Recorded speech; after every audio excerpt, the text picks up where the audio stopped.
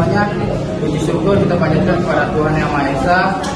Izinkan kami dari kelompok 2 ingin mempresentasikan yaitu standarisasi LTE dan protokol standarisasi LTE dengan dosen pemangku saya yaitu Profesor Dr. Insinyur Afrita Amelia STMT selaku dosen pemangku, dan saya perkenalkan, nama saya Mahmud Jonathan, saya dari moderator kelompok 2, dan saya tidak sendirian, saya dengan teman-teman saya yaitu saya Tanfaulia Putri, saya Ron Simatubang, saya Lupanda Mani.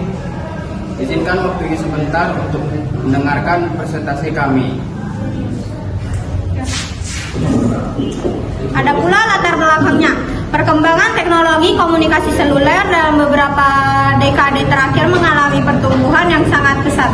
Dimulai dari generasi pertama 1G yang berbasis analog dan hanya mendukung layanan suara, kemudian berkembang ke generasi kedua 2G yang menggunakan sistem digital serta mendukung layanan SMS.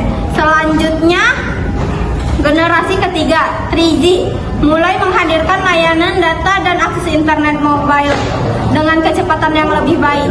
Seiring meningkatnya kebutuhan masyarakat terhadap akses internet berkecepatan tinggi dan stabil, jaringan terus mengalami penyempurnaan hingga lahir generasi keempat 4G.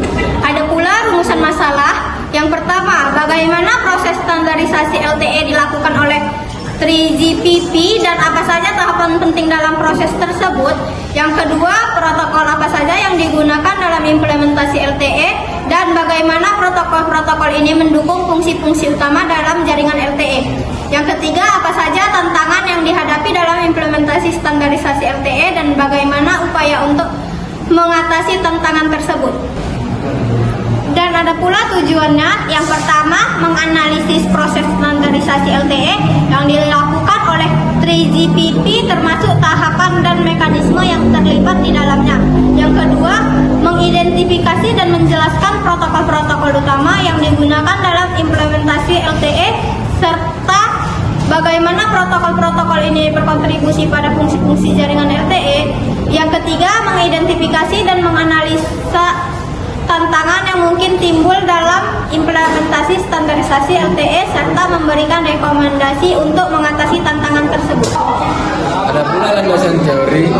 Long Term Evolusi atau LTE merupakan standar komunikasi data nirkabel tingkat tinggi yang berbasis pada jaringan GSM atau EDGE dan UMTS atau HSPA.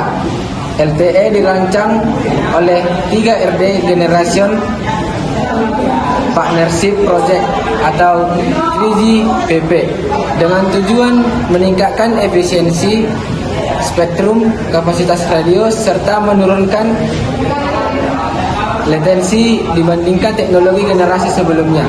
Teknologi ini mengadopsi arsitektur jaringan yang lebih sederhana dan berfokus pada sistem berbasis ALL/IP sehingga seluruh layanan komunikasi baik data maupun suara dikirim dalam bentuk paket atau paket switching. LTE terdiri dari dua komponen utama yaitu EUTRAN atau Evolved Universal Terrestrial Radio Access Network sebagai bagian akses radio dan SAE atau Sistem Arsitektur Evolution atau yang dikenal sebagai Evolution Packet Core atau EPC. Sebagai inti jaringan, arsitektur ini memungkinkan komunikasi data berkecepatan tinggi serta mendukung berbagai layanan multimedia modern. Pengertian LTE. Long Term Evolusi atau LTE adalah teknologi komunikasi nirkabel generasi keempat atau 4G yang berkecepatan tinggi dengan latensi rendah. LTE merupakan evolusi dari teknologi sebelumnya seperti GSM dan UMTS yang bertujuan memenuhi kebutuhan pengguna akan konektivitas yang lebih cepat, stabil, dan efisien. Teknologi ini mengadopsi arsitektur berbasis IP penuh (AEL IP Network) sehingga memungkinkan pengiriman data secara lebih efektif dan mendukung berbagai layanan multimedia modern. Evolusi teknologi seluler 1G atau sistem analog hanya layanan suara. 2G digital mendukung SMS, GPRS atau EDGE. 3G UMTS mendukung internet, mobile, video call sederhana, HSPA, browsing lebih lancar. 4G LTE, kecepatan 100 Mbps hingga 1 Gbps atau LTE-A. Contoh gambarnya bisa dilihat di atas.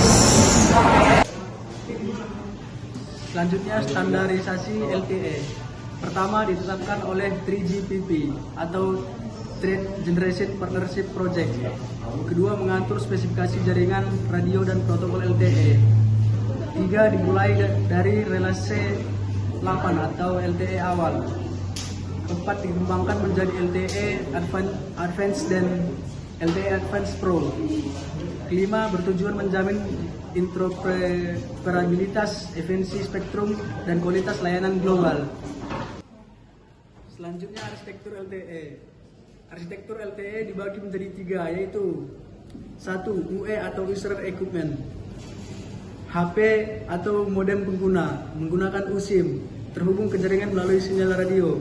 Kedua, E-Ultran atau EVOLET Universal Terrestrial Radio Access Network, terdiri dari NODEP atau ENB, mengatur komunikasi radio, mengelola handover dan kontrol sinyal, penghubung antara UE dan core network. 3. EPC atau Evolved Packet Core, inti jaringan LTE, mengatur routing data, manajemen mobilitas, autentikasi pengguna, terhubung ke internet. Selanjutnya gambar arsitektur LTE. Gambar arsitektur LTE terdiri dari tiga, yaitu pertama diagram arsitektur EU, kedua diagram arsitektur E-Ultran, ketiga diagram arsitektur EPC. Selanjutnya protokol LTE terdiri dari 1. PHY, yaitu modulasi demodulasi sinyal radio. MAC, yaitu akses kanal penjadwalan. RLC, yaitu segmentasi retransmisi. PDCP, yaitu enskripsi kompresi header. RRC, yaitu manajemen koneksi handover. NAS, yaitu autentikasi mobilitas. Ada pula kesimpulannya, LTE merupakan evolusi penting dari teknologi jaringan seluler yang membawa peningkatan signifikan dalam kecepatan data, latensi, serta kapasitas jaringan dibandingkan generasi sebelumnya, 2G dan 3G. Standarisasi yang dilakukan oleh 3GPP memastikan interoperabilitas global sehingga perangkat dan jaringan dari berbagai vendor dapat bekerja secara kompatibel dan terintegrasi di seluruh dunia. LTE mengadopsi arsitektur jaringan yang lebih sederhana dan efisiensi berbasis IP network, yaitu terdiri dari E-Ultran pada sisi akses radio dan EPC pada sisi inti jaringan. Pengguna teknologi seperti OFDMA, SCFDMA, dan MIMO meningkatkan efisiensi spektrum serta kualitas sinyal, komunikasi data, dan suara.